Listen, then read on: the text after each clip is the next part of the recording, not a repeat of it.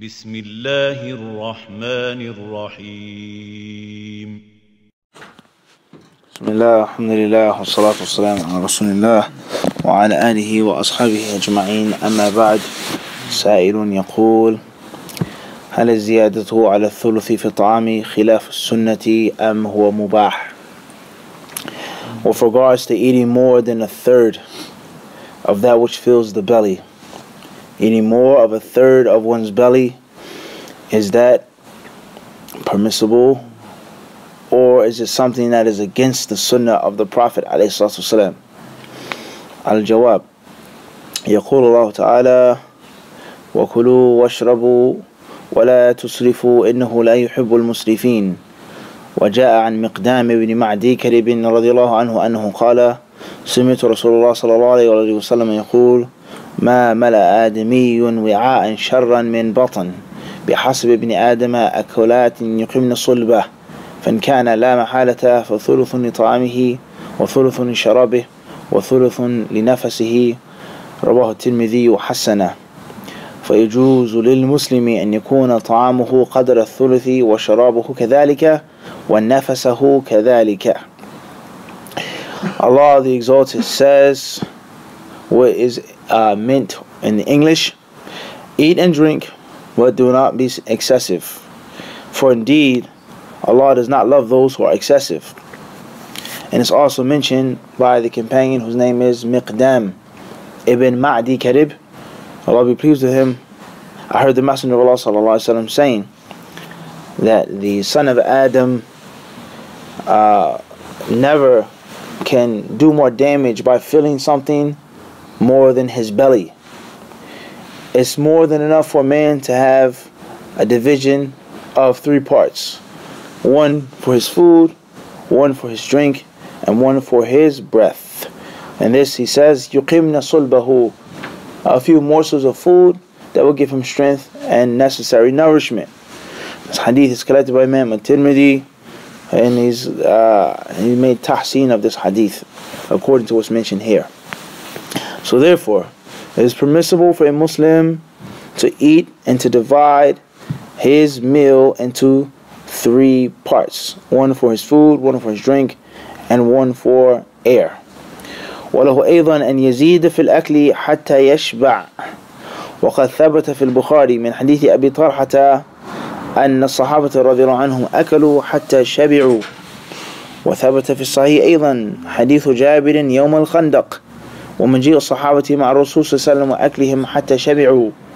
وثبت في مسلم أيضا عن أبي هريرة رضي الله عنه أن رسول الله صلى الله عليه وسلم خرج من بيته فلقي أبا بكر وعمر فقال: ما أخرجكما من بيوتكما هذه الساعة؟ قال: الجوع يا رسول الله. قال صلى الله عليه وسلم: وأنا والذي نفسي بيده لأخرجني الذي أخرجكما. ثم أكلوا في بيت رجل من الأنصار حتى شبعوا ورووا. فقال صلى الله عليه وسلم: والذي نفسي بيده لتسألن عن هذا النعيم يوم القيامة. الحديث. It is also permissible for a person to eat more than this and to drink more than this. It's permissible for a person to eat until he or she reaches their fill. It is authentically reported in Bukhari, narrated by Abu Talha, that one day the Sahaba radiallahu anhum, they ate until they were full. And is also reported therein the hadith of Jabir on the battle of the trench, and when the Sahaba radiallahu anhum entered upon the Rasul sallallahu with the Rasul alayhi, and they all ate and they all became full. They left, more came, they left, more came, they left, more came, they left, and more came, and all of them they ate. And narration said it was just one animal that they ate. It also states here in Sahih Muslim that Abu Hurairah radiallahu anhu reported the Messenger of Allah sallallahu alaihi wasallam one day left his home, and he ran into Abu Bakr and Umar, asking them, why have you left this time of the night? They said, because we're very hungry, O Messenger of Allah. The Prophet ﷺ swore by Allah, the one whose hand his soul is in, saying, that's the same reason why I'm outside right now. They then ate in one of the homes of a man from the Ansar, and they became full, and they drank a lot. The Prophet ﷺ then said to them, I swear by the one whose hand my soul is in, on the day of judgment, you will be asked about this pleasure. To the end of the hadith. فالذي يظهر من هذه الأحاديث أنه ينبغي للمسلم أن يقتصر من الأكل على قدر حاجته، وله أن يزيد بحيث يكون ثلث للطعام وثلث للشراب وثلث للنفس، ولا يزيد على الثلث، لكنه إن احتاج في بعض الأحوال أن يأكل حتى يشبع فلا بأس بذلك، لفعله صلى الله عليه وسلم وفعل أصحابه رضي الله عنهم أحيانا. وقد يفعل الإنسان هذا السبب من الأسباب، وقد يفعل الإنسان هذا لسبب من الأسباب، إما لحاجته أو شدة رغبته فيه أو تعلق النفس به أو خشية أن لا يجد مثله أو نحو ذلك من الأحوال، فلا بأس بذلك والله أعلم.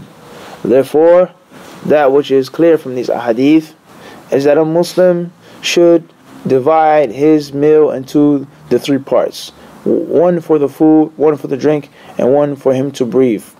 He says, however, and he says he shouldn't do more than that, but it doesn't mean that it isn't permissible.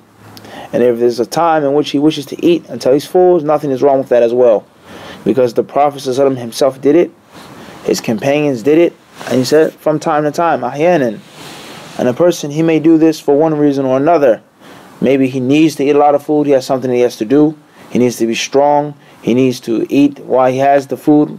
It may be very good food. His nafs, he says his nafs may be connected to this food. This is the best food that I had. This is delicious food. He says anything like this, from the different situations, and there's nothing wrong with that. Wallahu ta'ala alam. This fatwa was given by Sheikh Muhammad ibn Abdullah as-Subayyin, rahimahullah ta'ala.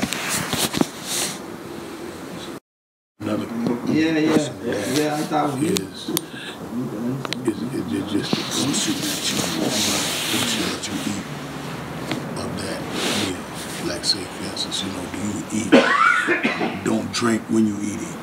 Like I see my brother, to eat a couple of mouthfuls, then you drink, and then explain that. As for the question, is there a specific position that a person should have when he eats with regards to filling his belly or not filling his belly, sitting in a certain way not to become full, so on and so forth,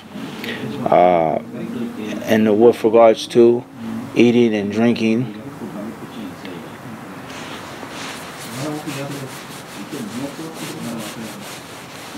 At the same time,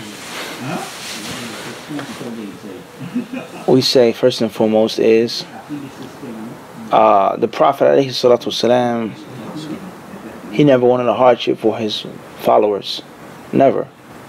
And whenever he instructed them to do something or not to do something, in most cases, if not all the time, it's going to be simple and clear.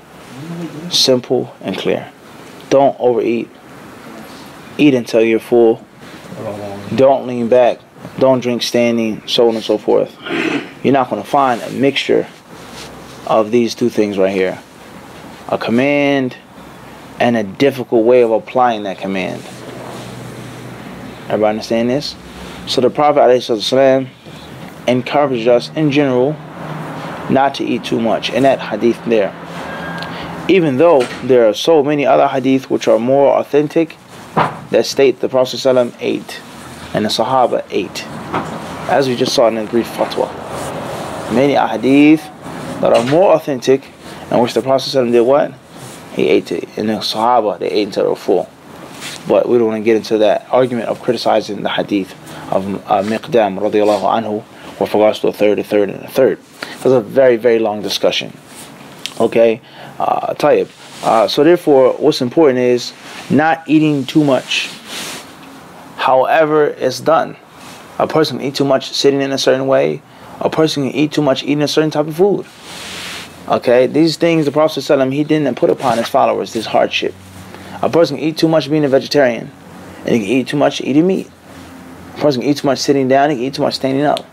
A person can sit on like this, a person can sit on his knees, a person can sit at a traditional table and still eat too much or eat just enough.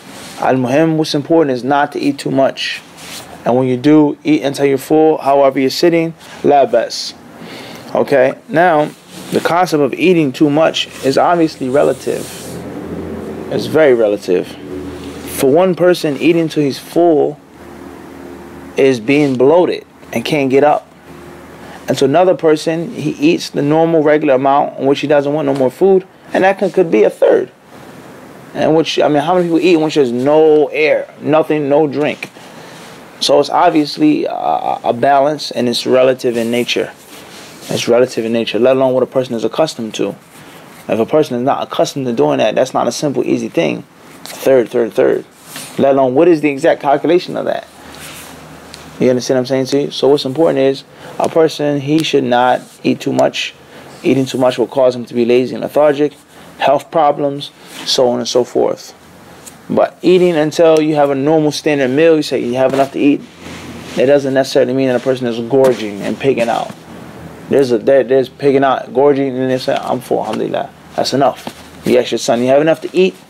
That don't mean that they roll over and turn over and they can't move anymore. So many people, they misunderstand this. And they think that when a person eats until he's full, that he's what? Being excessive. That doesn't mean that. This is common sense, but a lot of times with the hadith, many people, they lack common sense. Okay? If we have good intentions, and sometimes their good intentions push them to do away with the proper knowledge and also the proper common sense. There's no doubt about that. So eating until you're full is permissible. Rather, in many instances and many times, it may be recommended or obligatory for a person to eat until he's full. It's mentioned for certain reasons. Suhoor, someone invites you over their house, the haqq of the guest, the haqq of the host. Yeah, I don't want no more. It's rude. Someone will be offended. Some cultures, if you don't eat a lot, they'll take it as an offense. My wife made this food for you. She slaved over the kitchen, and you say, everybody understand this? So there's a fiqh to this. There's a fiqh to this. So therefore, the hadith of the Prophet ﷺ said in which he doesn't eat, muttaki'an, reclining. There's several different ways of understanding the hadith. Whether sitting back like this, posting your back against something, or whether it's the general concept of putting your body so firm, planning it so firm, until you just eat so much. Until you what? Eat so much. As far as eating and drinking, I don't know of any hadith of the Prophet ﷺ that's mentioned by the ulama, mentioned by the people of knowledge, that says that a person cannot eat and drink at the same time. I don't know of any hadith of the Prophet ﷺ prohibiting the mixture of the two. Rather, we may have a hadith which I will go against that. So therefore, I think it's an issue of preference. And it's also an issue of health. If it's proven that this is bad for you, or this causes you, then that's one thing. But the just sheer concept of eating and drinking in a balanced manner, permissible foods, you're not, eating too much in which you can't move. It's permissible. There's nothing wrong with that. And sometimes a person may want to drink first and then eat. Sometimes a person may want to eat first and then later on drink, depending on the situation. But as far as a restriction or prohibition, no. Wallahu a'lam. Any other questions? What about standing? Best to sit down. A person shouldn't eat and stand up, nor should you drink and stand up. It's always best to sit down for several reasons. Wallahu a'lam.